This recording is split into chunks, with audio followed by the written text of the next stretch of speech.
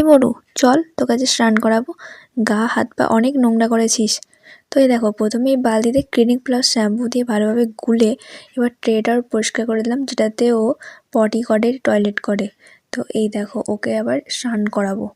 ভালো করে কচলে কচলে কচলে কচলে সুন্দর করে স্নান করাবো। এই সাদা বাচ্চা আরও ধবধবে সাদা হয়ে যাবে। হাত পা একবারে কালো একদম পটির মতো করে ফেলেছে। তো একদম ঘষে ঘষে স্নান করিয়ে দিচ্ছি। আর তার আগেই তো ওর নখটাও কেটে দিয়েছি হাতের পায়ের সুন্দর করে, কারণ ও এক জায়গায় যাবে ঘুরতে আজকে, তার জন্য ভালো করে স্নান করিয়ে দিচ্ছি ঝকঝকে করে। আর পোষ্যদেরকে একটু তাড়াতাড়ি স্নান করানোই বেটার, কারণ যাতে রোদে তাড়াতাড়ি শুকিয়ে যায়।